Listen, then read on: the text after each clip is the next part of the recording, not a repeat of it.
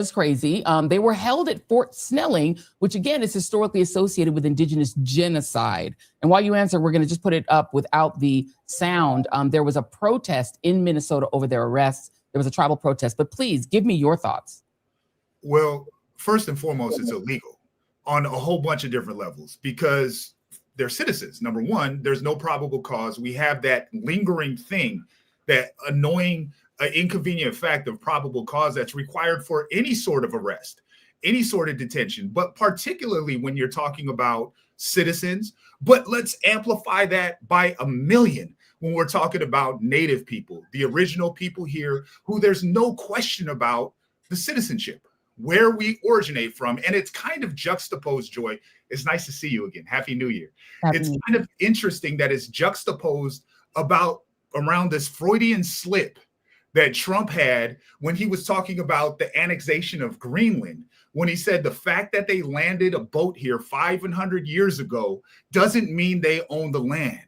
There are moments of truth within this very, very large and pervasive atmosphere of lies.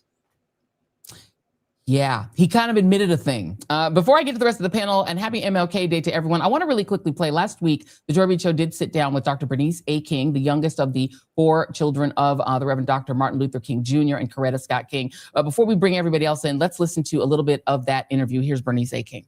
We know now that we are trying to recover from the real shift in the atmosphere after the shooting death of Renee Nicole Good in Minneapolis, Minnesota, not far from where George Floyd was murdered by 4 police officers, including Derek Chauvin, who is now spending some time in prison because of it.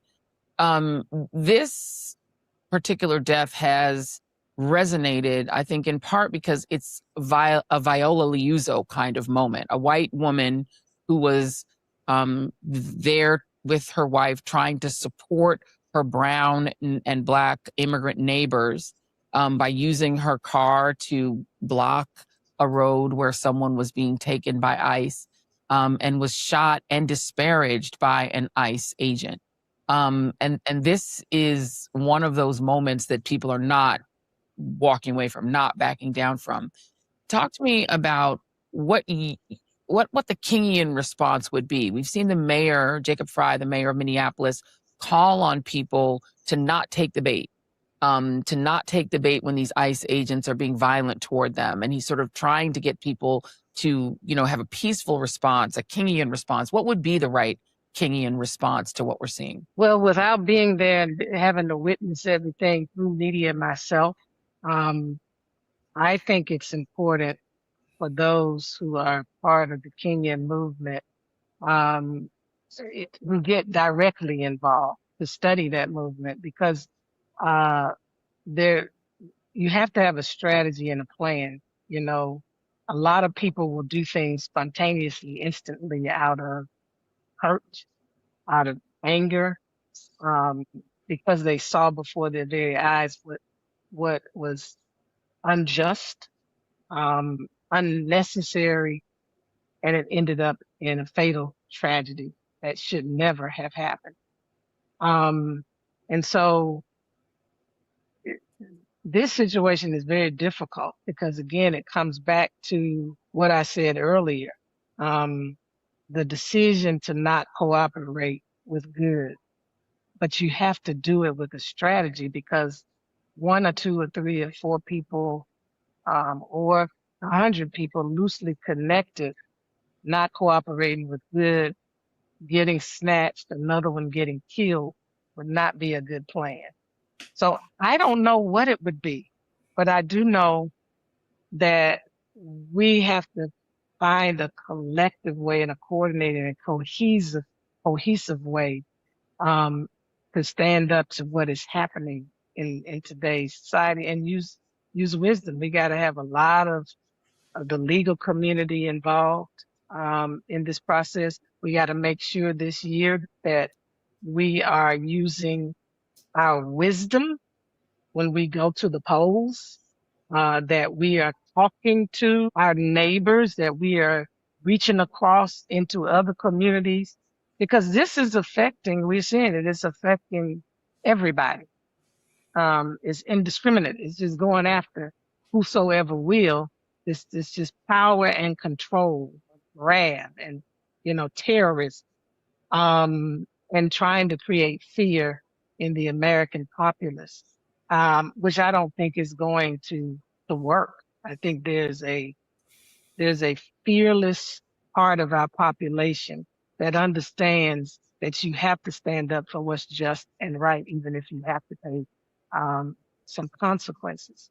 So, I would suggest that everybody who's directly involved in the front lines of this, that they do coordinate and their efforts, that they do get in a room and figure out the strategy in light of whatever factual circumstances they can gather. Because again, through generation after generation, we've had people who figured out, how do you get around this? How do you do this?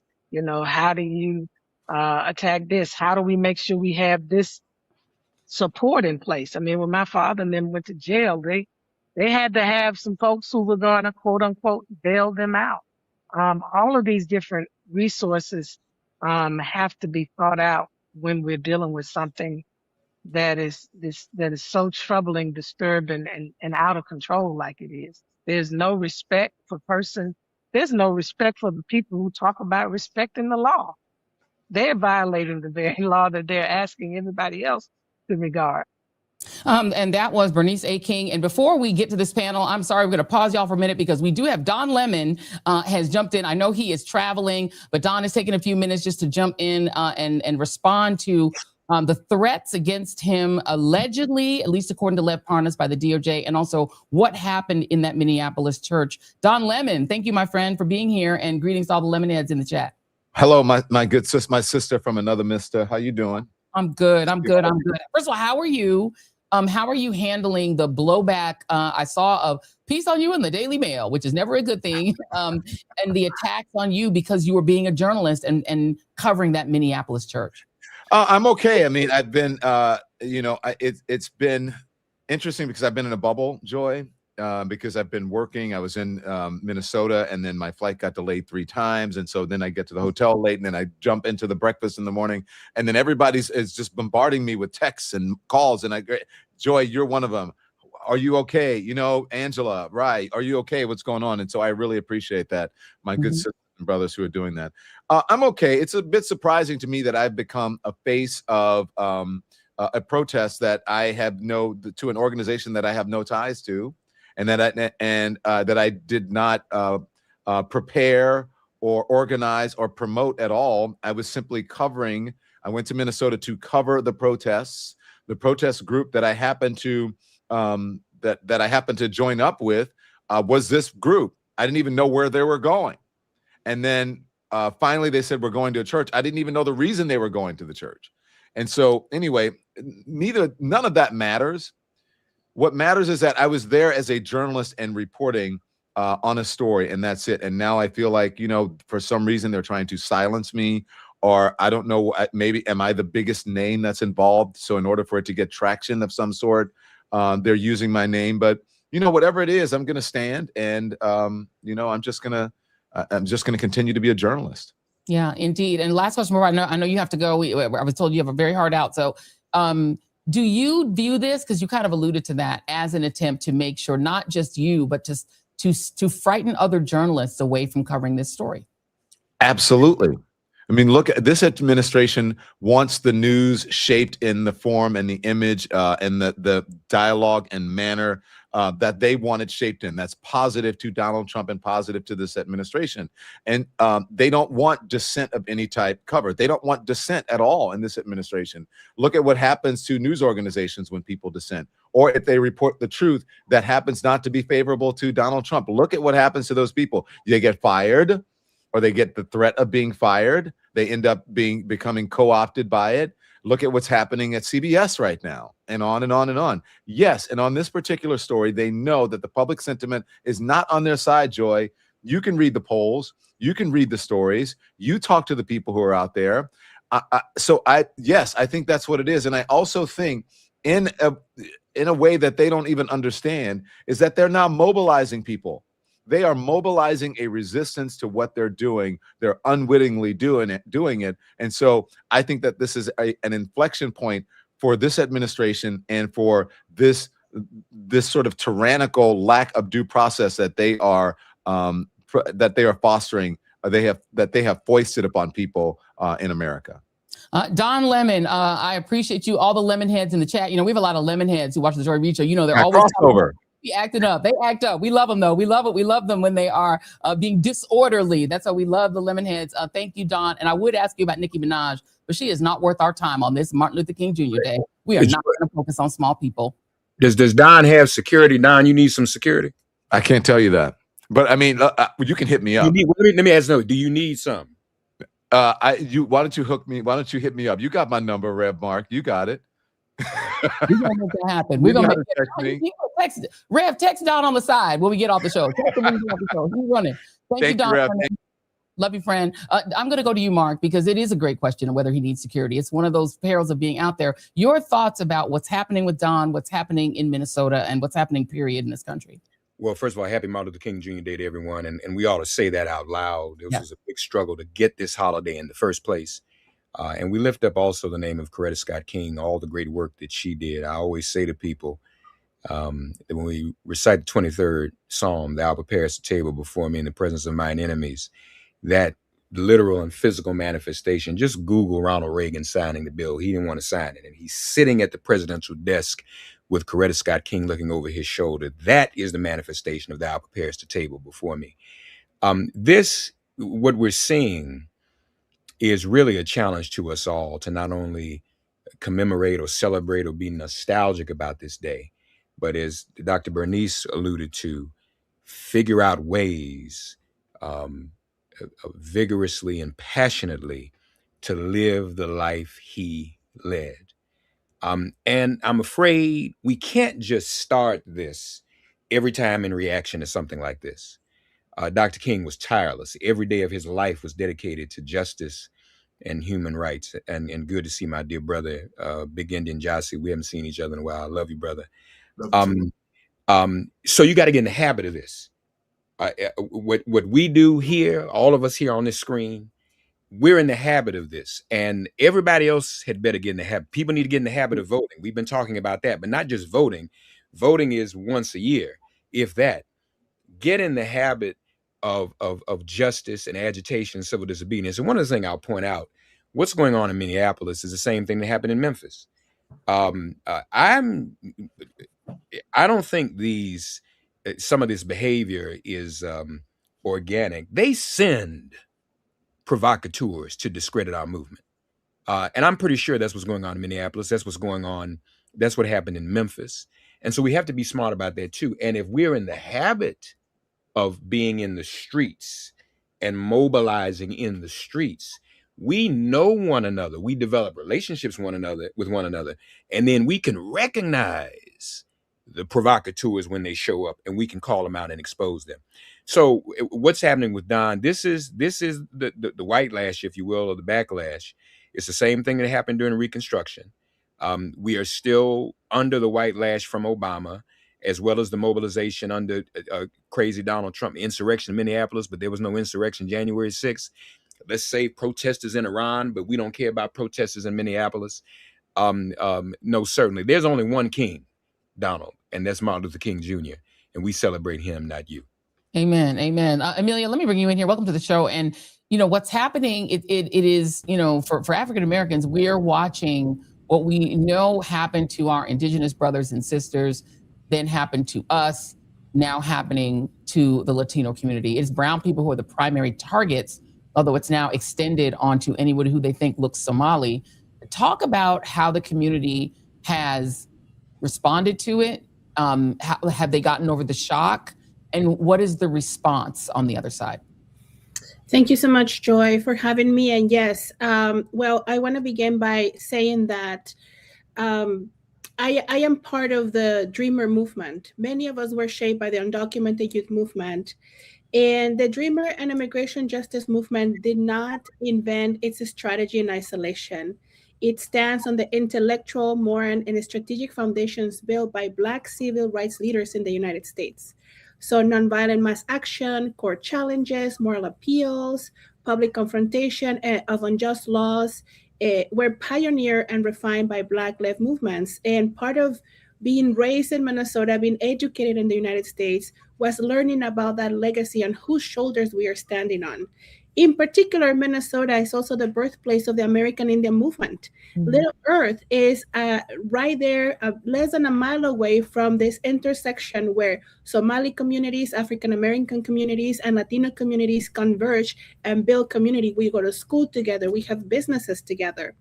And so it feels that it truly feels from the time of pandemic and the public killing of George Floyd that when they truly come for one, they come for all of us. So what you're seeing right now is an actual organic embodiment of multiracial solidarity, because we know in Minnesota, Minnesotans are proving to the national arena that the offer that we're given by this federal government is just not good enough for us. Mm. Amen. And and Giassi, it does feel like they're going after everyone all at once, and it's sort of a strategy of like mass distraction and massive violence. If we can put a B10, Jason, that they're doing it all when the actual number of deportations, it's definitely higher. You can see the number is higher than all of Joe Biden's years combined, but it's not significantly higher than you saw during the Obama era. So they're doing it with more flash, more cruelty, more killings. But with, what do you make of the actual data when it comes to how many people they've actually deported? That's a great question. And I have to think that a big part of it, as you identified, Joy, is the chaos, is the coming from all directions-ness of it. But also, this is the part that's particularly interesting to me as an attorney. That's my day job. And without due process. Because the difference between when Obama did this was the courts were the refuge. The arbiters, ultimately the wheels of justice move very slow, fair enough. But ultimately you were going to get your day in court under Obama.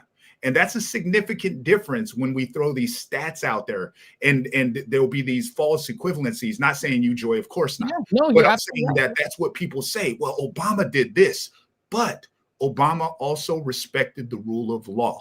He respected process. And so ultimately, there would be vindication if there was vindication to be had. There would be that day in court where ultimately you can talk to a disinterested tribunal and they would obey that rule of law. Now we're being told that these officers, these federal officers, are going to face absolutely no accountability. They're not going to face any sort of reprimand. And that's a really dangerous place to be when you had Sister King talking about, the comparison to these historical fascist regimes. That's where we're talking about when there's no legal redress, because ultimately, as people of peace, as people of order, that's ultimately what we have as our big sibling that's going to make sense of this all.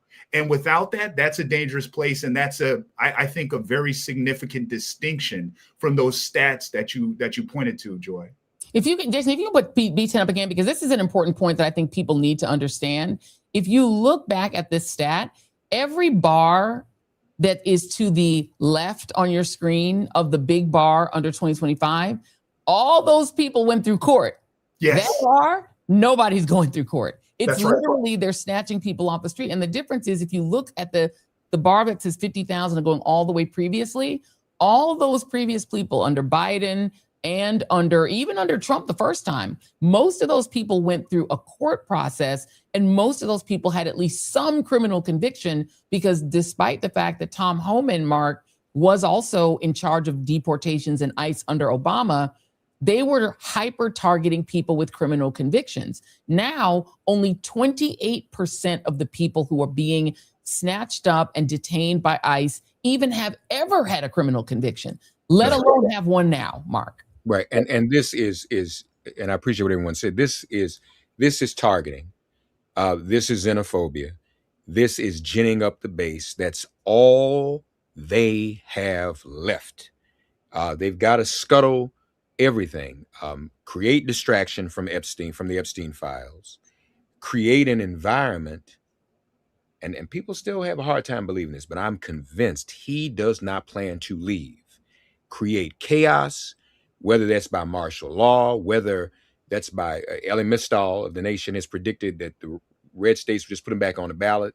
We'll go to Supreme Court, and the Supreme Court will uphold it. So it's really to turn everything upside down. And that's what a paid agent from another country will do. It's to undermine and make everything over here fall apart, overwhelm us with attacks every day. It's Nigeria on Christmas, then it's Venezuela, then it's Minneapolis. We'll wake up tomorrow and it'll be something else. But when Dr. King, back to Dr. King, when he was alive, I think the young kids would say about Dr. King, the term they use, Dr. King is doing the most. Because some people back then said, Dr. King, you're doing too much, man. We can't be over here, do the poor peoples and do Vietnam. But he said, no, we must. And we must have the same attitude, because frankly, Dr. King was one person and it was a smaller number of people. All of us who follow him are in greater numbers. All of us watching under the sound of our voices are baby Dr. Kings. So we can take on all of these fronts. We can fight them. And whatever our vocation is, whether it's in the courtroom, in the law, whether it's in the pulpit, whether it's on the air, whether it's just being your own creator on social media, we must engage. And if we love and lift up his holy name, that must be our calling. Yeah, indeed. Let me very quickly play. This is, Jason, if you could just pull up B8. This is another piece of our, this is about 53 seconds. This is another piece of what Bernice King said. And I want to go to Amelia on this because it's something interesting she said about Harriet Tubman. Always think about Harriet Tubman. In recent times, she's become an inspiration for me because I always say, how did Harriet Tubman get to the North? She had never traversed that pathway before. She had no navigational system, but she figured it out. There was something within her that figured it out. And really, it was her reach for God Almighty. And I think this is a time that we really have to center ourselves and draw upon divine wisdom and guidance, because these are some very perplexing times we're in. When it looks like everywhere you turn, a door is shut. There's no way through. We're running up against a brick wall. But our people have always been able to rise and overcome, and I think we can too. Amelia, it does, I suspect, feel that way for many immigrant communities. We're hearing about places where kids are afraid to go to school, where they're having to do remote learning. People are afraid to go to church, go to the store. The goal is to torment these communities. Yeah, the goal is to torment, humiliate, and cruelty, to have a public display of cruelty. And it's really inspiring to hear the words about Harriet Tubman, because it is truly a more than body sort of guidance that you need in these moments. People are relying on faith and mission and what's ahead as part of the efforts of organizing mutual aid, rights, the online, like we have technology being that we can use in our disposal, although there's already a lot of technology being used against us with surveillance and new facial recognition that was supposed to be created with alarming conditions for immigrants, but now we are seeing that they're using it with citizens alike. And so having a grounding on a mission like this is what we're trying to prove as Minnesotans and as Americans right now, that we are the multiracial coalition that will embody what it is the concept of self-government, what it is the concept of a high functional democracy, what it means to be a participant in public life that belongs to all of us, that all these distractions and the oppressive systems are trying to break away from us having access to this public life. And we are saying, not in Minnesota, not in our communities, not in our public life. So these fabrics of society are being threaded by this notion of being a good neighbor, being a good support system. But if we think about it, the meaning goes to that kind of a spiritual awakening that I am sure held people like Rosa Parks, Martin Luther King Jr., Harriet Tubman in times of challenge and trying to carve the way out of nowhere. So it is, as a person of faith, I know that there's a lot of prayer going on right now. There's a lot of contemplation going on right now. What I am asking to the Lord Almighty is to reveal to me. We know that crises reveal us. What is the lesson that we truly and deeply need to learn as human beings in this moment?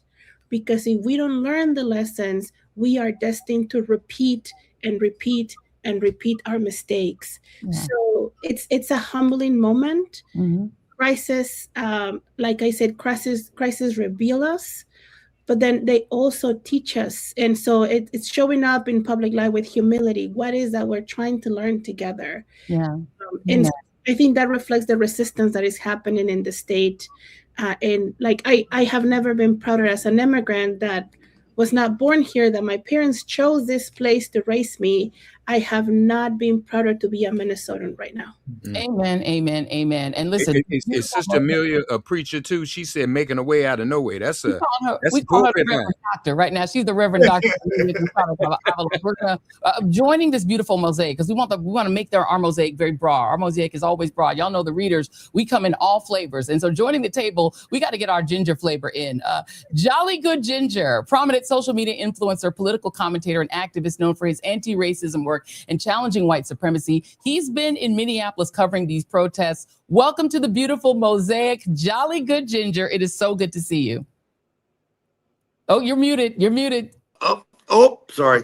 I really appreciate you having me here. I'm humbled to even be allowed in the same room as these guests, as you. You're amazing. You're incredible.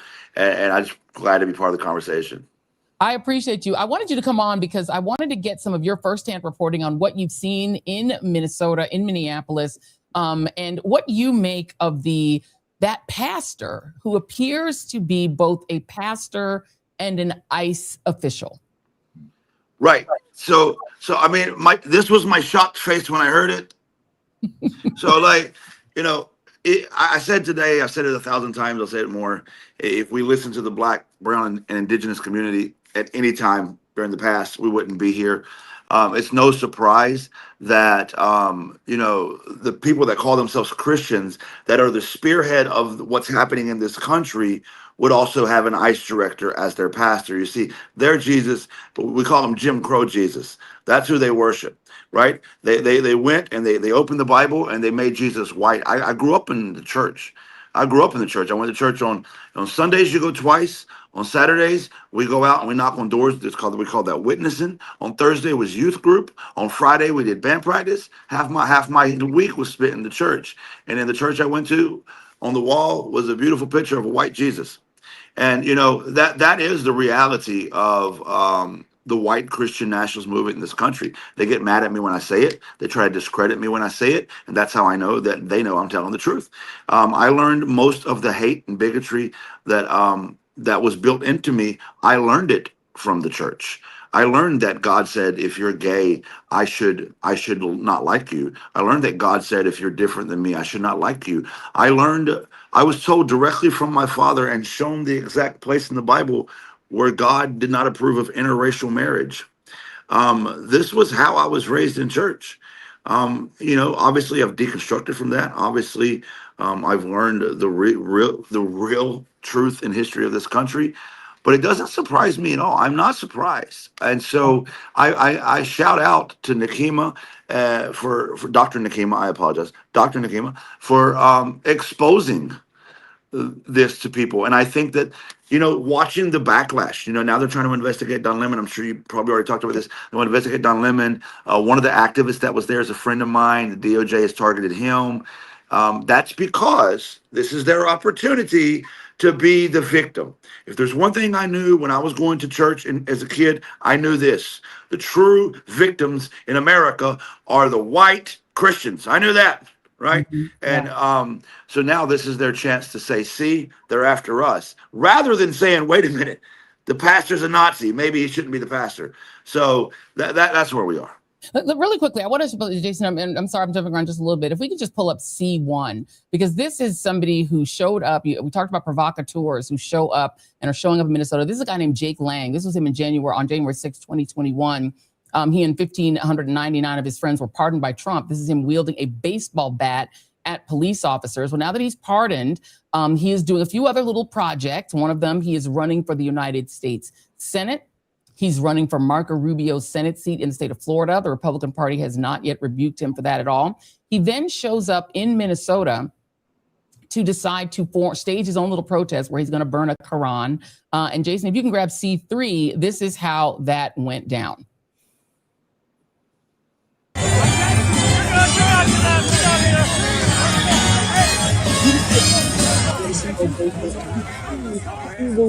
He was saved by a black man who pulled this enormous crowd off of him, and they were, Mark, hitting him with a super soaker in the freezing cold Minnesota winter.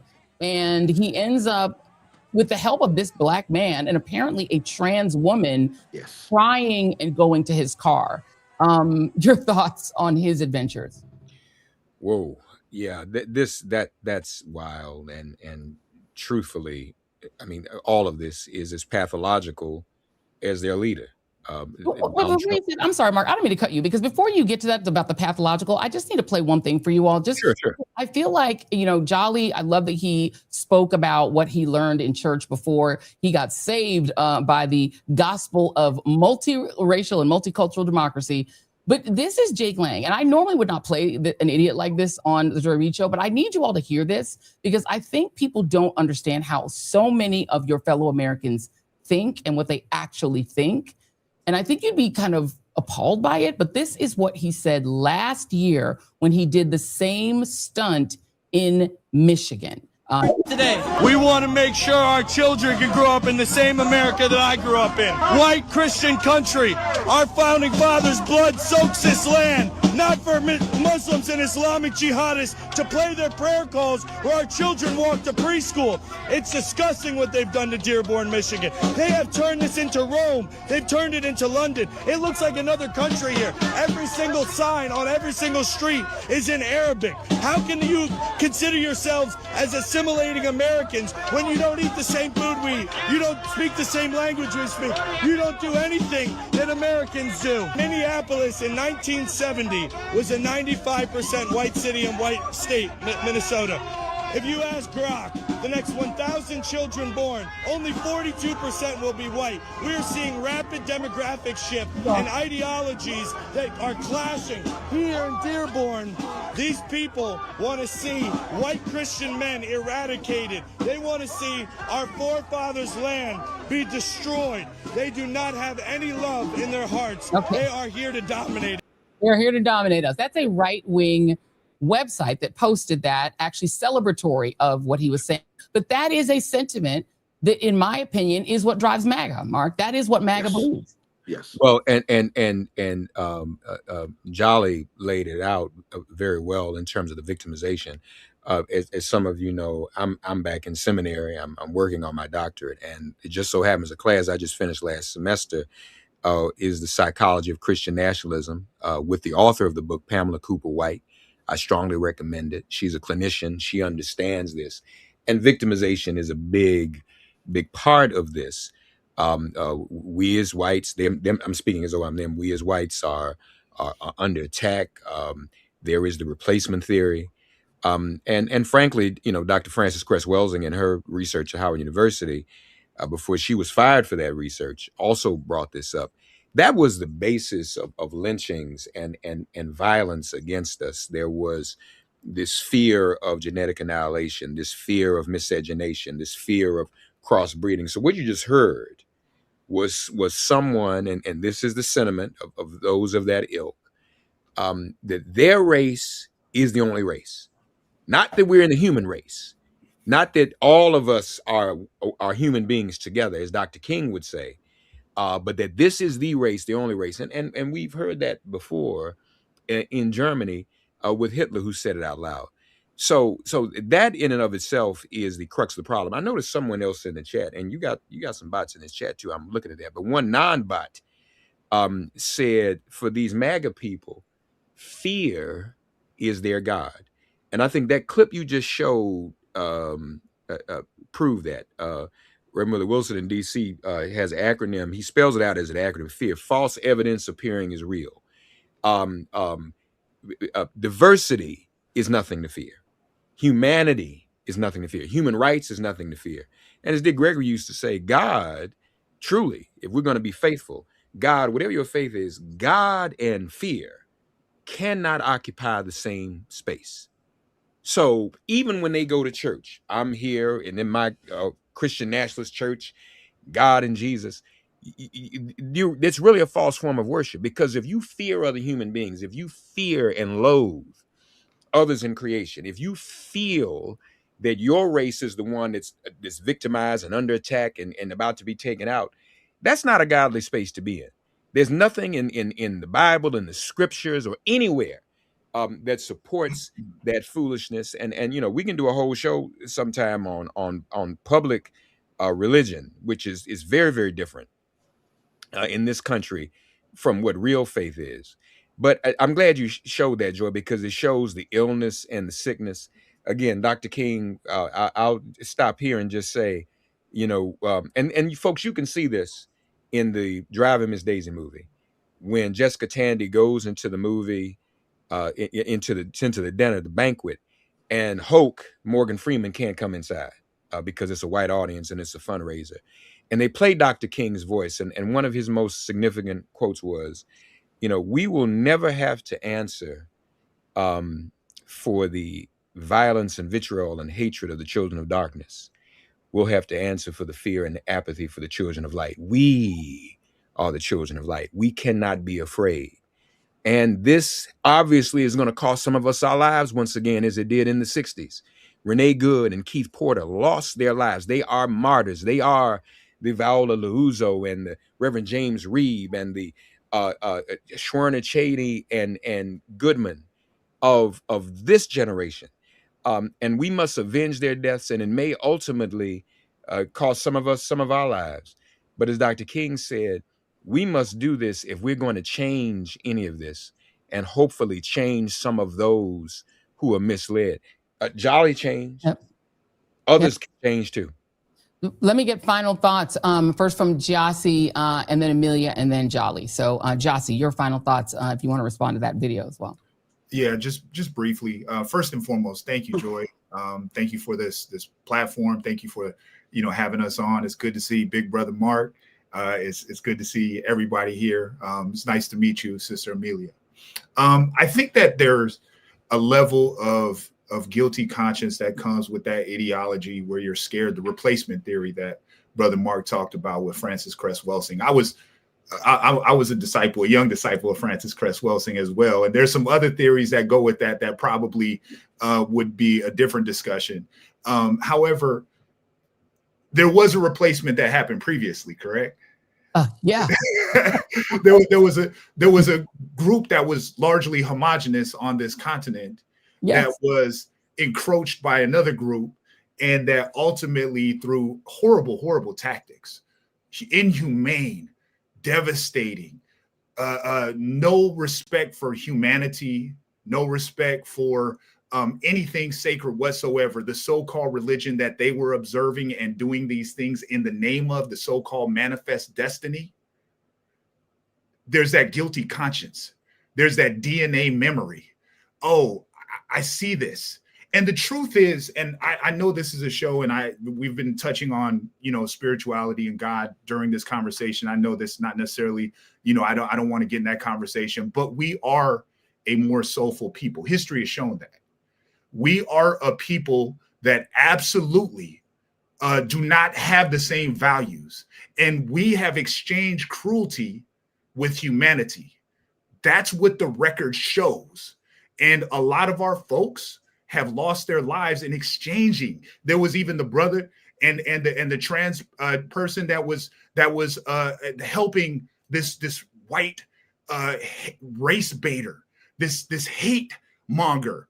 They were helping him in the midst of this chaos. And so that's what we do. We're soulful people. We don't have that same hunger, that insatiable quench, desire to conquer and rule everything that was manifest destiny. So I will say respectfully that fear is misplaced. It's misplaced. It's there. I understand why it's there, because there is that memory. They've read those same history books. They see the demographics, because before, Minnesota and Minneapolis was a 92% white city and 92% white state. Guess what? It was 100% native state. It was 100% native territory. So, I understand where that fear is coming from, but at the same time, I say respectfully to anybody who's listening that's trying to engage with these thought processes that maybe this guy is telling the truth. We don't have that same ambition, folks. It is ironic, Jolly, that the idea that this guy's railing against the replacement in a state that replaced the original people. It is ironic, and that he, in the end, had to be saved by the very people he hates. Well, there's so much I can say, so much to unpack about it. First of all, nothing he said is new. I heard it all when I was knee high to a grasshopper. Everything he's saying, I was told that as a child. The difference between a bigot and a parrot is that one doesn't have any new ideas and just repeats what everything says around them and doesn't learn, and the other one's a bird. And so, there's not anything that you're going to hear from these guys that's new. Hate is so easy to peddle. And my community loves hate. My community thrives in hate. When you say white fear, it's a fear out of our own uneducation. When you mentioned that he was saved by a black man and a trans woman, by the way, I was there the day that he was there. I filmed all of it. I watched it. I was standing right by. I don't mean to make you guys jealous, but I had a front row seat to watch him get driven out of Minnesota or Minneapolis. And it's kind of like a metaphor for America, honestly, that he was saved by a black man and a trans woman, because I learned hate from my community. I learned hate and fear from my community. And I learned love and acceptance from every community I hated. And that's a fact. And I don't care. I'm not saying that white people can't love or what. I don't care. People, if you're offended, then work it out. But what I'm saying is, I didn't learn acceptance and love from my community, and it's hard for white people to comprehend that this man hates would be the one that saves him. But it doesn't surprise me at all, because the same communities I hated wrapped their arms around me and taught me the things I didn't know, taught me the things I had never heard before. And that, until America realizes that multiculturalism is the way of the future, then we're going to continue on this path. What scares me the most is, after we defeat fascism and after we defeat this rise of MAGA, what scares me the most is white people trying to return to this status quo that got us here. Yeah. Can't do that. People act like Donald Trump ushered this in. People act like Donald Trump brought ICE here and brought these ideas here. These ideas brought Trump here. That's right. That's what we got to realize. Amen. Amen. It is not Trump. I've said it in our last show, and I'll say it again. Trump is actually the least interesting part of this story. He did not create it. He just benefited from it and enabled himself. He's like a Make-A-Wish kid that is living out his dreams as a result of this. He didn't create it. Donald Trump's not that creative. He's just benefiting from it. And Amelia, I'm going to let you have the last word here, because you represent multiple levels of what they fear. They fear independent women because they cannot control the birth rate, and they are panicking, including Elon Musk on his X Twitter, panicking about low birth rates. They're angry at women, particularly white women, for leaving the home and not being willing to marry them. They're incels. This guy, I guess, is an incel as well. And they're angry at your community. They believe that the people replacing them are people like you, that Latinos and Latinas are the ones who are doing the great replacement. So I want to give you the last word, particularly on this King Day, when our beautiful mosaic, and we needed an AAPI person, we would have been complete, and an Arab or Muslim person, we would have been complete. So we're almost there. Our beautiful mosaic on TJRS. So I'm going to give you the last word, Amelia. Thank you so much. Well, we learned from the Black civil rights leaders, grounded their struggle in this truth. Dignity is not granted by the state. It is God-given. And so the immigration justice and dreamer movement inheriting this theology where we insist that no human being is illegal, no life is disposable, and not communities outside of God's concern. So when I hear white supremacists invoke God and religion as part of one of the tools at their disposal, it makes me think about Dr. James Cone and the work that he did with Bonhoeffer's concept of cheap grace as a critique to white American Christianity. Cheap grace as that the one that preaches forgiveness without justice, the ones that talks about faith without liberation, reconciliation without repentance, and salvation without solidarity with the oppressed. And so what I'm seeing from these white supremacist pastors is a new generation of cheap grace that won't free them from their own hate, that keeps them slaves to their own ignorance. It keeps them trapped in their own defeat. And at the end, we will all be free because the truth is on our side, because God is on our side, and because our cause is just and righteous. Amen. Amen. Amen. And they love to quote the Bible. Let me go Old Testament on it. Again, we want the Freedom from Religion Foundation. We do not want religion in our public life and in our laws for this reason, because people have bad religion. Amelia, you just preached a sermon. You are now the Reverend Doctor. But the Leviticus 19:33 said, when a foreigner resides among you and are in your land, do not mistreat them. The foreigner residing among you must be treated as your native born. Love them as yourself, for you are a foreigner in Egypt. And it was the kindness, really, and the grace of indigenous people who welcomed and saved the lives of those colonizers and then got by them. That is the reason that people like that guy, Jack, whatever his name is, get to even be here. And so they ought to be thanking the original people of this country and apologizing to them, not attempting to dominate them. What an incredible Martin Luther King Day panel. What a great way to start the show. Don Lemon, the Reverend Mark Thompson, the great Giassi Ross, and the Reverend Dr. Emilia Gonzalez Avalos. We have ordained her in this moment, and our jolly good ginger representing the Spicy White Coalition in our beautiful mosaic. This is when people ask, what do you mean by Spicy White? Jolly good ginger. He is the captain of the Spicy White team. We appreciate y'all. Happy MLK Day, friends. I appreciate y'all. Thank you for being here.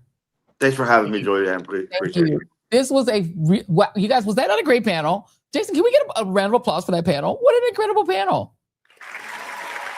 That is how you start off Dr. King Jr. Day. And I think the Substack chat loved it. Definitely the YouTube chat loved it. That was excellent.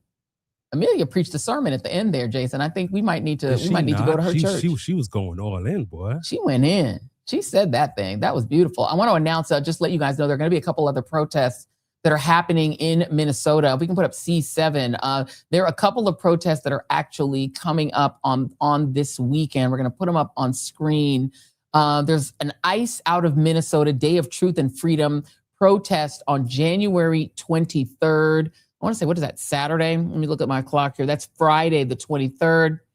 And then we'll put up the next one. There is one more protest that's planned, and it's going to be a statewide, the same one already, sorry. It's a statewide day of nonviolent moral action reflection. So the folks are calling for no work, no school, no shopping, only community, conscience, and collective action. So if you're in Minnesota or you just want to be in community with the people in Minnesota, that is this Friday, the 23rd. No shopping, no work, no school. If you can, just be with your community and your conscious and your collective action.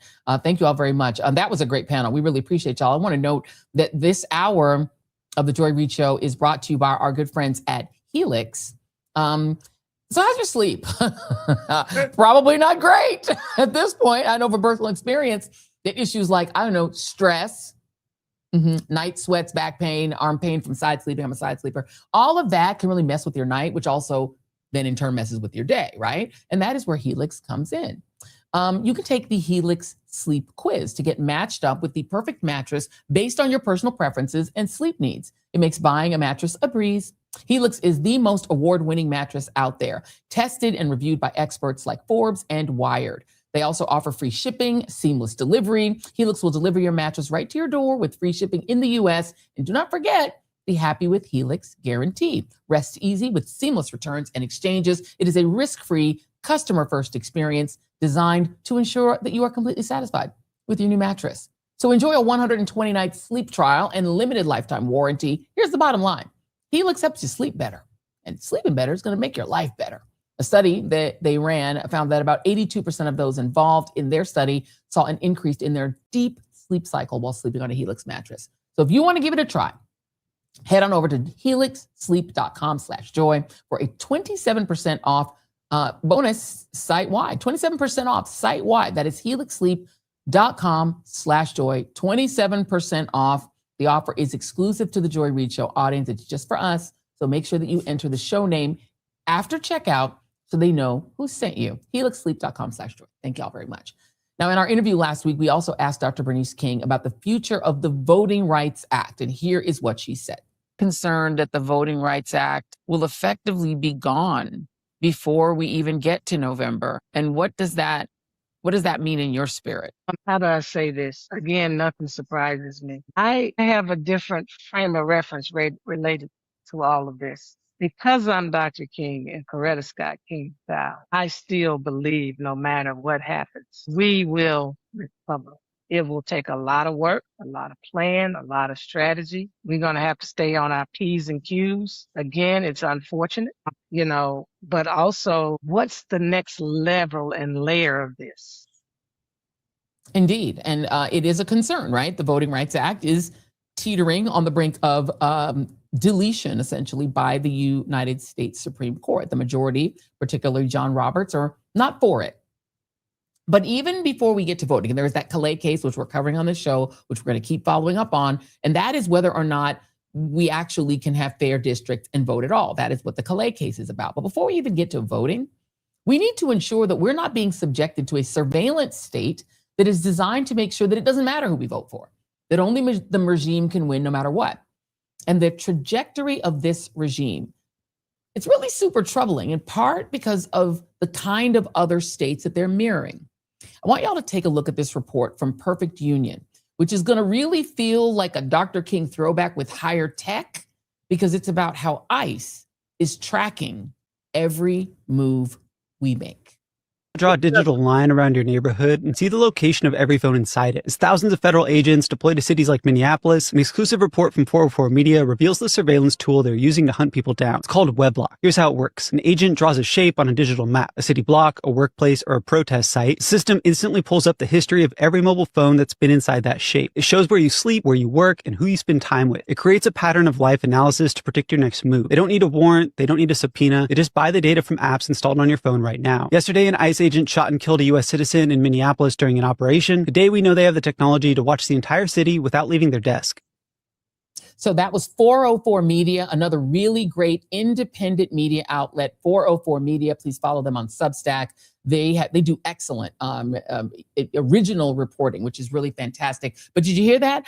But when you're seeing Greg Bovino walking around with his phone, when you saw him walking into that Target and he started putting up his phone and taking pictures of people, they're not only using facial recognition technology to try to track all the brown and black and all the non-white people, the AAPI people, anyone who isn't white.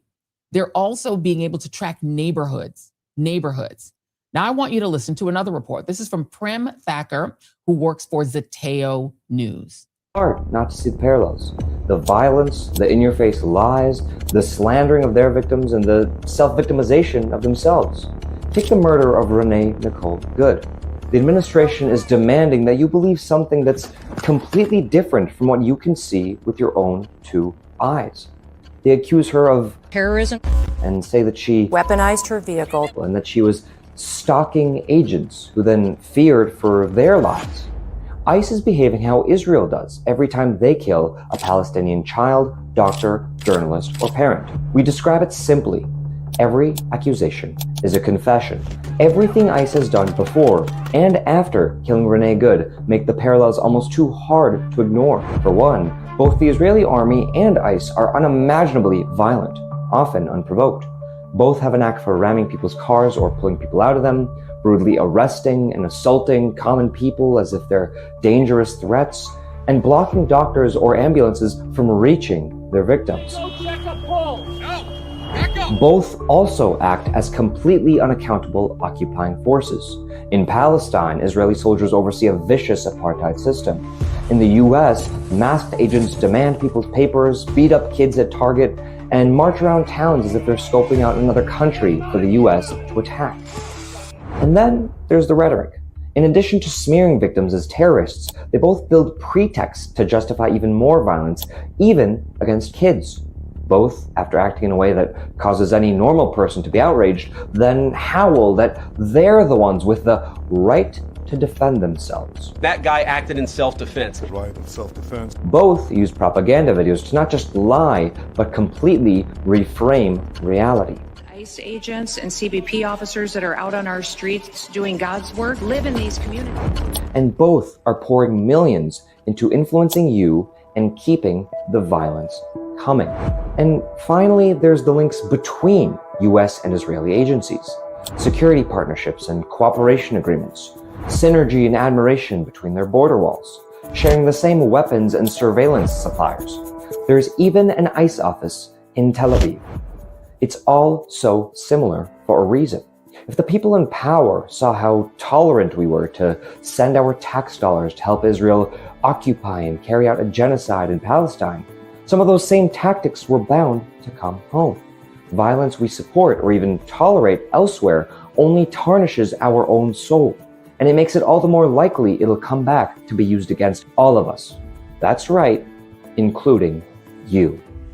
Thanks to Pren Thacker at Zateo News, another great independent media outlet, which you should also be following. And that's not good, right? So we're seeing the same kind of tactics used in Israel against Palestinians in the occupied West Bank and Gaza, then being repatriated here. Note that many U.S. police departments train with the IDF and get training. So we're having a cross-pollination both of training and of tactics. So not good, right? And yet, the Democrats in Washington are being advised by those smart people to not call for the abolition of this agency, ICE, which has only existed since after the 9/11 attacks. So it's only existed since 2001. It's not in the Constitution. I'm holding here. Let me actually read you this reporting from the Bulwark. Democrats risk falling into a trap of Donald Trump's making if they revive calls for the abolition of ICE, warns an upstart Democratic think tank in a new memo that reads in part as an emotional plea to others in the party. And this is the Bulwark's reporting. The memo put together by Searchlight Institute and released on Wednesday draws a direct comparison between the anger felt by voters following last week's shooting of Renee Nicole Good by an ICE agent in Minneapolis and the killing of George Floyd by police officer Derek Chauvin in the same city in 2020. The calls to defund the police in the wake of that tragedy, the group writes, may have felt righteous in the moment, but if it constituted bad policy when adopted literally and handed a massive cudgel to Republicans electorally. The same, writes Blas Nunez Nito, a senior policy fellow at Searchlight, is true of Abolish ICE Now. Abolish ICE is not some proxy for more humane immigration enforcement or to change ICE's culture to adhere to due process or to impose accountability on rogue officers. It's advocating for an extreme, the memo reads, unless you truly believe that the United States should not have an agency that enforces immigration and customs laws within our borders, and you want to increase illegal immigration, you should not say you want to abolish ICE. Instead, the memo encourages Democrats to adopt an alternative approach toward ICE, one it calls reform and retrain. The Searchlight memo is the latest in a growing and increasingly frenzied effort by Democratic allied groups to shape the party's response to Good's shooting. It comes as the party's base has grown more outraged over ICE's brutal tactics and as lawmakers on Capitol Hill have hotly debated how best to rein in ICE. So far, the approach from the party has been uneven. Some progressive Democrats have called for the impeachment of Homeland Security Secretary Kristi Noem. Others have attempted to revive the Abolish ICE movement, arguing that the agency has become so lawless and rogue that the only reasonable option is to disband it once back in power. They and like-minded operatives have been buoyed by recent polling data showing support for ICE plummeting, including a YouGov flash poll showing net positive support for abolishing the agency. So that is where Democrats stand in this moment. Joining me now is Congresswoman Pramila Jayapal. who has represented Washington's great 7th district since 2016, and she is the leader emeritus of the House Progressive Caucus. Congresswoman, happy MLK Day. It's always good to see you. Happy MLK Day, Joy. Always great to see you as well. Thank you so much. So I'm holding here the memo from the aforementioned Searchlight Institute, which goes on at length saying that Democrats should not be calling for the abolition of ICE. And it says instead, these are their 3 recommendations, and I want you to respond to them. Number 1, well, there are a few. There's 1, retrain on use of force policies, retrain on community policing practices. And here's one that is going to get you: identify and weed out the bad apples. There goes bad apples, and right size ICE. Your thoughts? Well, look, for years, I have been calling to completely disband DHS. It was only created after 9/11. And what they did is they took all these different agencies, they stuck them together in this massive, very unaccountable force. And I can't remember I don't think I've ever in Congress, in fact, I know I've never voted to continue to give more funding to ICE and CBP, because it was clear to me that they were unaccountable and lawless. And we tried not just pushing for retraining, but we wanted to have not have daily quotas for how many people could be rounded up, for example. Now we're in a situation where I was just in Minneapolis. I was holding one of my hearings that I've been doing called Kidnapped and Disappeared. This was the 6th one I hosted with Representative Omar in Minneapolis. We had 28 members of Congress, Democratic members of Congress, come from 18 states. That's the most Democrats that have really engaged in this issue ever. And what I said over and over again is, we cannot have these ICE and CBP agents just going out and randomly arresting anyone they want, right? Shackling US citizens, putting them into detention facilities, and then releasing them without any charges, but also without any accountability. We have these officers who are shooting people, putting tear gas into, we heard a lot of testimony about this, into cars. And so to me, this is an agency that just got $170 billion in the big bad betrayal bill that Republicans passed without any Democratic support, I will add. But that agency has become a complete force for violating constitutional rights of US citizens and non-citizens alike. And so the task right now, when we don't have the gavels, is to make sure we don't give another penny of funding to this unaccountable agency. But the task when we get the gavels back, and hopefully I'm chair of the immigration subcommittee, is to completely disband these the DHS as an agency. And actually, you know, it's not a question of a couple of bad apples, Joy. I mean, these folks that are being hired, I'm convinced, are people, perhaps insurrectionists who have been pardoned by Donald Trump. There's no screening, there's no training. And so we have to understand that that's who populates these agencies. It's not just a question of right sizing, it's really a question of recreating agencies that are actually accountable and do the job and do not have all this money to just go out and violate constitutional rights. So whatever you want to call that, I never used abolish ICE because for a whole bunch of reasons, because I think people then try to use that to say you don't want any enforcement at all. And my bill that, people say was an abolish ICE bill was really about taking the enforcement, putting it somewhere else and right sizing it, in not in a small sense, but in a big sense. And so whatever they want to call it, we just can't have this unaccountable agency that violates people's rights, period. And the thing is that people act as if ICE is somehow part of the founding doctrine of the country. Yeah. I'm reading here that in 1790, there was a law that was the first to even specify who could become a citizen. There didn't even used to be a law about that. Until 1790, there was no such law.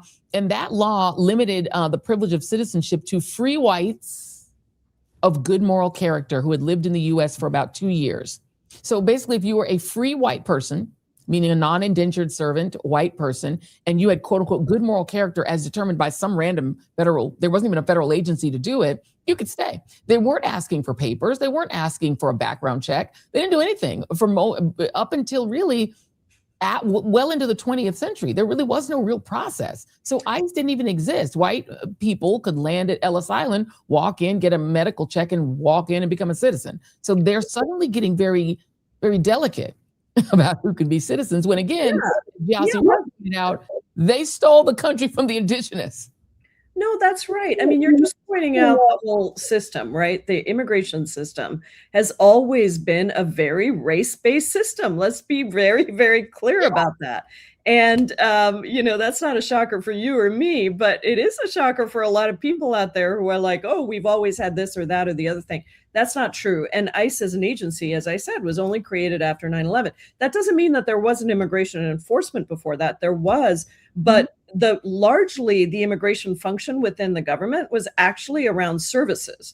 And the two were very separated. I mean, before DHS was formed, you had immigration services, immigration and naturalization services, and then you had the enforcement piece, which was a relatively small piece, because everybody understood that the real issue here is how do you create a system that allows people pathway to citizenship, that allows people to have a fair process to be able to get in, be with their families, work, etc. That wasn't biased, race biased in the way that it was before. Like people forget that, the Indians, I'm an Indian, born naturalized citizen now, US naturalized citizen, but we weren't allowed to be citizens until very, very recently. That was just the 60s. The Chinese Exclusion Act. Of course, Black people, were from Africa, the African continent, were not allowed and still aren't in many ways, do not have the paths to citizenship that were afforded to other countries. And so both the process and the enforcement has been very, very uneven, and ICE as an agency is not constructed in the right way, and is not and now has, I was looking at the numbers of amount of dollars that's been spent on ICE, and it dwarfs the amount that is spent on the Bureau of Prisons, like local and state jails. We are now detaining about 56,000 people every night. And we shouldn't say detaining, we should say incarcerating, because detention is not supposed to be punitive, but it certainly is right now. That's right. We're using concentration camps and private prisons. I mean, and to your point, these are not people who've been adjudicated as having committed a crime, because again, staying in the country past your visa date or coming in the country over the border without documentation, that's a civil, it's like a misdemeanor. It's not a felony. But they're being treated as if just being here means you've committed some sort of felony. That's actually just not even true according to the law.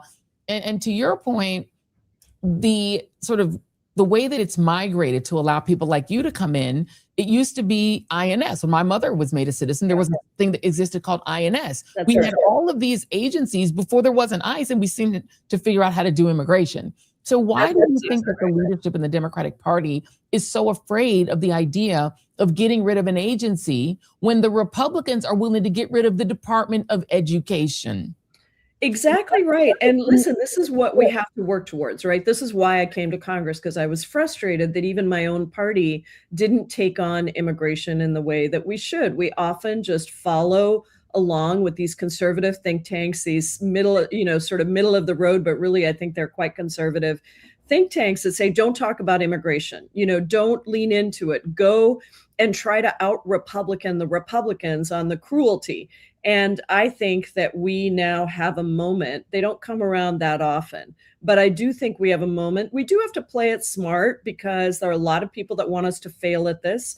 And there's a lot of money, a lot of profiting off of these private for-profit incarceration facilities that are called detention. Your point, I just want to lift it up because it's so important, about the immigration system being a civil system, not a criminal system, is something that people literally don't understand, and that I keep saying over and over again. And Republicans keep, trying to poke holes at me. But we have a system that is a civil system. That's why people don't get attorneys, Joy. That's why we don't provide attorneys to people, because it is supposed to be a civil system. Even on ICE's own website, it talks about detention not being punitive, but that is exactly what they're doing. And right now, even according to their own data, I was just looking at the New York Times has a brand new report where they've analyzed the trove of data of who the Trump administration is picking up. 70% of people have zero crimes at all. And of the 30% that are left, it's like a parking ticket, a misdemeanor of some sort. It is not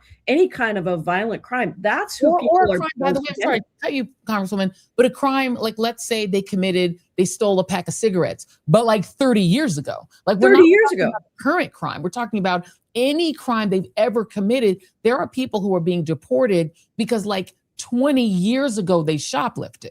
That's exactly right. And those people, by the way, are legal permanent residents. Like in many cases, these are people, and now they are actually going back. They have quotas now for denaturalization. I mean, look at what the Trump administration just did around this massive dozens and dozens of countries where they are now saying, we're not going to process any green cards or, anything. They're taking people out of the naturalization line. It took me 17 years to become a US citizen. Okay. And I remember that moment when I was standing there about to get my citizenship. What an incredible journey it had been, how much I studied the test, which probably most Americans could not pass in order to get that citizenship. They are going and pulling people out of that line when they're just about to get their naturalization. And they're saying, we're not. And actually one gentleman, a Sudanese man, they put into deportation proceedings. So, I mean, this is really, I think it's got to be the moment where right now in Congress, there is a DHS appropriations funding bill that's coming up. We have to vote no on that bill because we are not going to get the guardrails, the accountability that of any kind.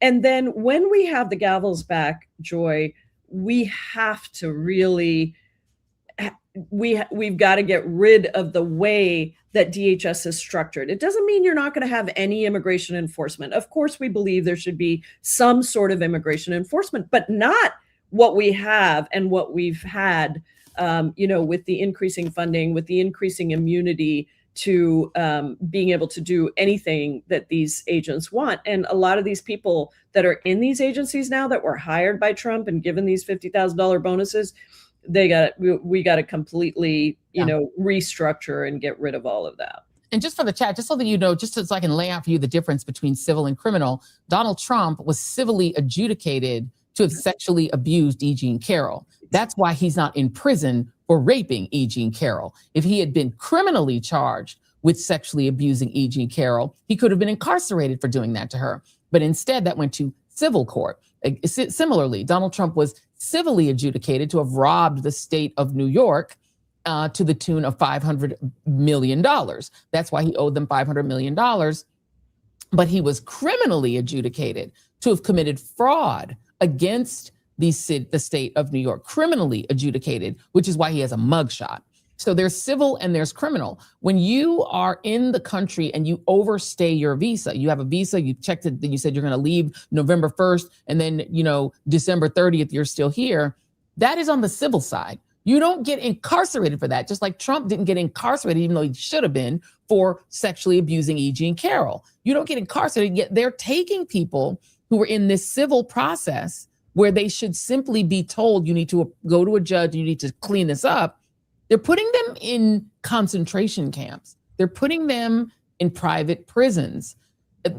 Congresswoman, how can Congress, let's just say Democrats get back control, what could be done to stop them? If it takes some time for Democrats to get their minds around getting rid of DHS, which again, we didn't have until 2001, what do we do in the meantime to hold these people accountable?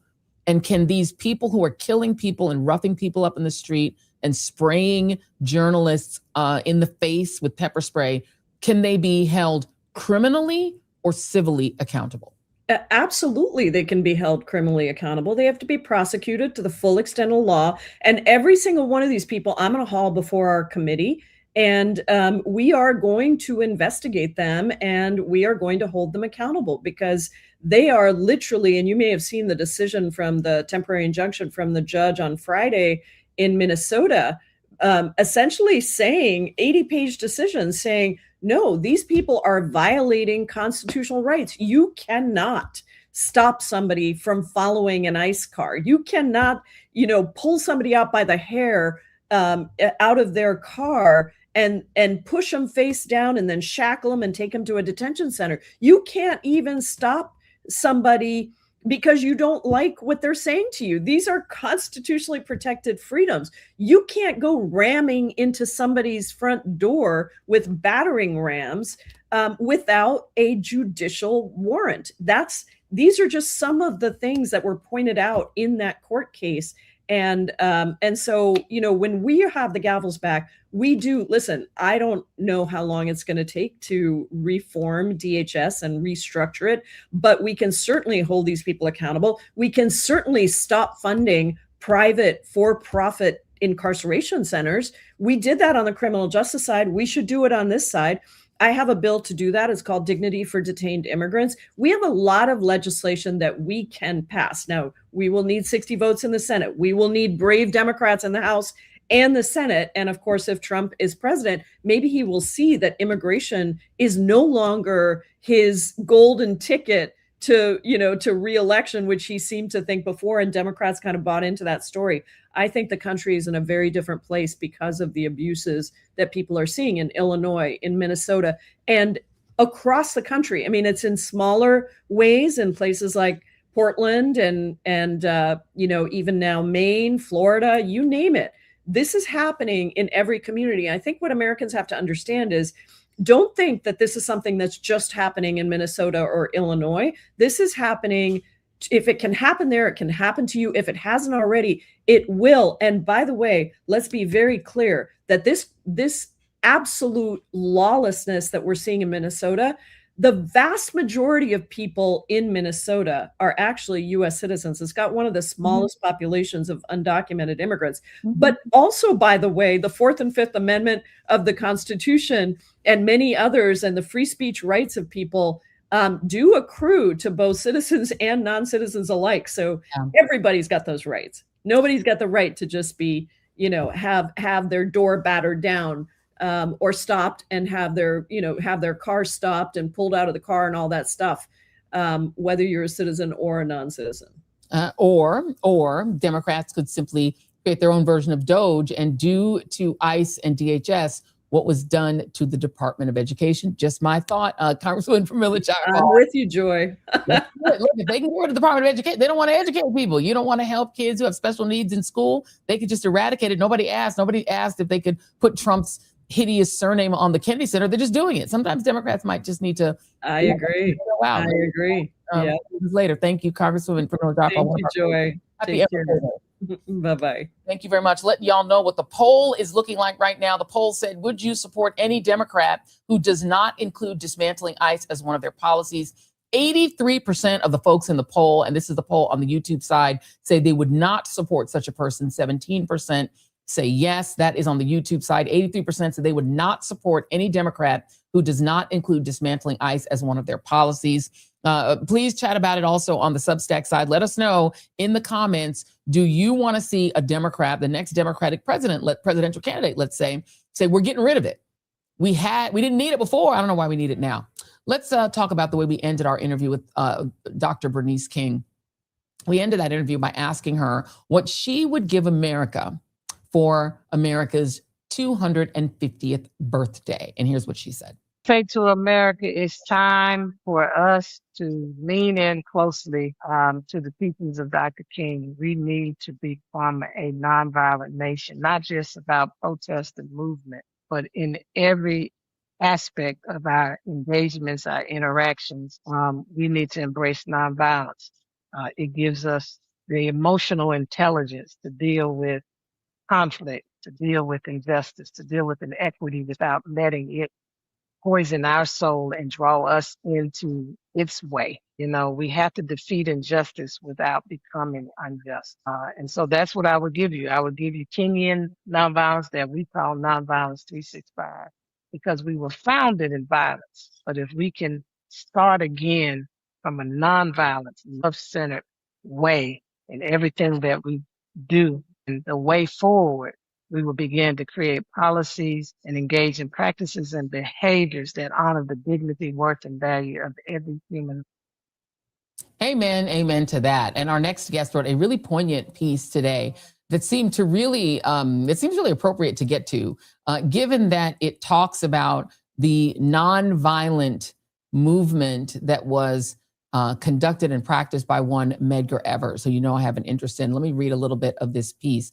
Mississippi Governor Ross Barnett, a racist and segregationist, everyone in America knew who murdered Medgar Evers. That's the first line I want to read. Everyone in America knew who murdered Medgar Evers.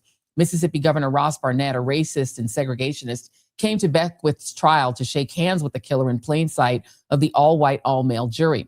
When Byron Dilla Beckwith ran for lieutenant governor of Mississippi in 1967, after two hung all-white Mississippi juries refused to convict him, his campaign slogan was "Straight Shot." Byron Dilla Beckwith believed he would never face justice. He died in prison just like the ICE murderer Jonathan Ross will. Justice came for Byron Dilla Beckwith in 1994 when a Mississippi jury said guilty. Justice also came in 2005 for three young men, civil rights workers James Chaney, Michael Schwerner, and Andrew Goodman. Everyone knew who killed them. They were murdered by police, which were run by the Ku Klux Klan, on Mississippi Highway 19 South en route to Meridian. Outside the courthouse where justice was hindered until 2005 sits a 65-foot tall Confederate statue of a soldier cast in the familiar pose of memorials from 1915 to 1925 in the South. I thought about Medgar Evers, James Chaney, Michael Schwerner, and Andrew Goodman standing in the middle of that road. I thought about the terror and courage of the young men who had come to register Black people to vote in Mississippi, and asked myself a question. Why did they do it? The answer is important because it helps the country understand what is happening in Minnesota. And joining me now is the writer of that really terrific Substack piece, which we're going to distribute on our Substack, is Steve Schmidt, my friend, founder of The Warning and steering committee member of the Save America movement. Steve, it is good to be with you. Happy MLK Day. And one of the things I loved about your piece is that it talked about the fear and courage of people who came to witness and to stand in the gap for justice. That is what Renee Nicole Good was doing. She was being an ally. She was standing in the gap for her brown and Black neighbors. And just like Mr. Goodman and Mr. Schwerner and James Reid and so many other civil rights witnesses, she was killed for it. She's a Viola Liuzzo of today. Your thoughts? I completely agree. She is their peer. She's a lineal descendant of Medgar Evers and the civil rights workers and Mr. Reid. An Episcopal bishop in the state of New Hampshire today called for clergy to prepare their wills, to prepare for a new era of martyrdom, not towards violence, but to be prepared to die for love. And when we think about Trump and we hear Stephen Miller's words, which are those of a Nazi, and we see that slogan, "One of ours, all of yours," that was policy of the Reich, instituted by Reinhard Heydrich, the principal architect of the Holocaust, a man known as the Butcher of Prague. And when Heydrich was assassinated, in a heroic action by Czech and Slovak paratroopers, commandos who had come from England, the reaction by the Nazis was collective punishment. And they did not target Jews. They went to a village called Lidice. And there you can find one of the most haunting memorials, I think, anywhere in the world, where you see the children of Lidice. They were all sent to Chelmo. They were sent to the gas. The women were mostly sent to Ravensbrück and killed there. None of them were Jews. They were all Christians. and the men were lined up and executed, and the village priest was told by the SS that he could leave, but he chose to die with his flock. And that is what the bishop is talking about. The Nazis salted the earth so that nothing would ever grow there again. And we see in this moment abuses that take us back to the terror of the 1870s, of the Ku Klux Klan. We see the masked men targeting minorities. And this is a day where it's really important, I think, for white America to understand the magnificence of the patriotism of Black America. That people who are not loved back by their country loved their country so much that they believed in what it could be and did not revile what it was. And so King comes to the Lincoln Memorial, and he comes there, he says, to collect a promissory note, not to burn it down, but to say, we deserve this freedom too. And Medgar Evers was a Normandy man. He was a combat veteran of the Second World War, killed by a Marine combat veteran, wounded on Okinawa, who blew him away with a 30-06 Enfield rifle to the back, and he crawled and died in front of his wife and his kids. But on his gravestone, spelled out, is the word Mississippi, and Medgar Evers made clear many, many times, as he told Murley Evers, that he didn't know if he was going to heaven or hell, but he was going from Jackson, Mississippi. And his crime was appearing on television and telling the truth. And his wife said to him, why don't you get a new suit, Medgar? There's a sale on the store. And he looked at her and he said, well, the only suit I'm going to need is the one they bury me in. He could have left.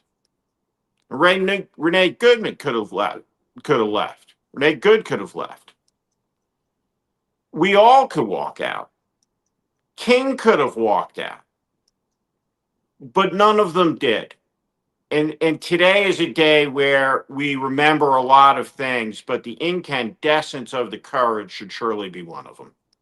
What do you make of the people who, on the MAGA side, they're sort of fundamentally reject the idea of honoring Dr. King? You know, they're out there saying, no, we should replace it with Charlie Kirk or something else, but they see it as a Black people's holiday. When we've been very intentional on this show today to show the gorgeous mosaic, like we've had one of almost every group that exists in the country on today, because this is not a Black people's holiday. It's a holiday when America is supposed to see its better self for a moment and the possibilities of its multiracial democracy. That is what King Day is for, as far as I'm concerned. One of the great heroes of the country is General Benjamin O. Davis Jr. And when Benjamin O. Davis Jr.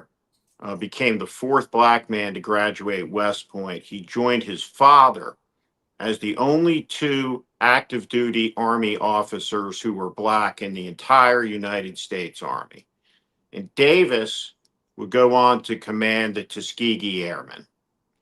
And when the Tuskegee Airmen were finally given P-51 Mustangs and turned loose in the skies over Europe, they were recognized because the tails of their planes were painted red. And the white pilots of the 8th Air Force could not believe that those were Black men flying those planes. But the Tuskegee Airmen, like the all-Japanese American 442nd Regimental Combat Team, was known very quickly by their achievements. And the white pilots came to understand that their chances of survival were much higher when they were escorted by the red-tailed planes of the 332nd Fighter Group.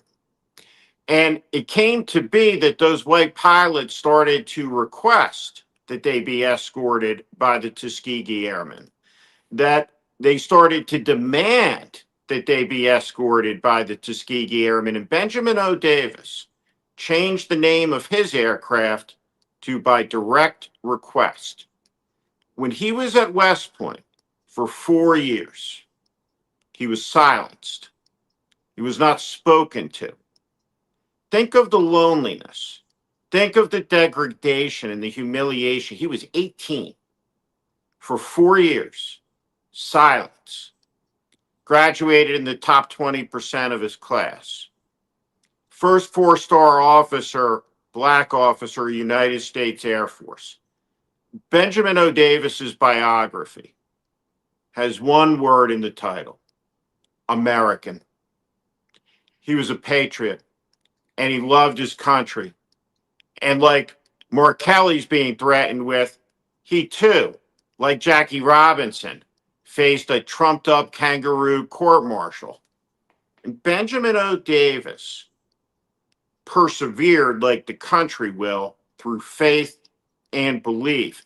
And because of the Tuskegee Airmen, because of the men who were part of the Red Ball Express like Medgar Evers, the U.S. military was desegregated in 1947. And by the way, its name was changed to the National Military Establishment, colloquially and commonly known as the Department of Defense. We don't have a Department of War. Correct. It sets in motion a chain of events that on a direct line includes Rosa Parks, Jackie Robinson, Emmett Till, Medgar Evers, and Martin Luther King. And King, unique amongst all Americans who has ever lived, has given us the clearest prophecy of that shining city on a hill in his last words in the mountaintop speech, where he transits through all time from ancient Egypt to the future. And like all prophets, he does not get to where he sees his people going. And you know what? We may not get there either. We don't know when that vision of his will come to be. It may be in our grandchildren's lifetimes or their grandchildren's lifetimes. We just know that King did not say things that he did not believe. And I choose to believe what he said he saw is true. And I accept it. And because I accept it, I have faith that we will persevere through this crisis. And that faith is not a black faith. It is an American faith. And the idea that a black man or a black woman cannot be as great an American as George Washington is nonsense. Martin Luther King and John Lewis are the founders of the 50-star republic. And it has only been since we have had 50 stars on the flag that we have not lived in an apartheid society. And that faith that Lincoln believed in, step by painful step, that now we feel like we're being pulled back from, will not endure forever.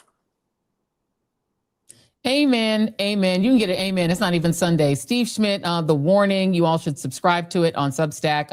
My friend, thank you very much. Happy MLK Day. Thank you for those words. So appreciated. Chad is appreciating you, and I will see you soon. Thank you, Joy. Thank you so much. You see that? Look, this is a holiday, as Steve just said, that is supposed to represent each and every American. And there's a reason why we want to hear from people who are not just African Americans. We're not going to be sitting alone at the lunch table celebrating someone who only stood for us. As we have found out, all of the gains of the civil rights movement inured to everyone else. The only reason there's an Americans with Disabilities Act is the civil rights movement. The only reason that we were able to finally get LGBTQ rights on the books is the civil rights movement. The movements that stood for free education in this country inured to white children who also weren't going to school. You know, most countries around the world, or many countries in the world, you have to pay to go to elementary school and high school.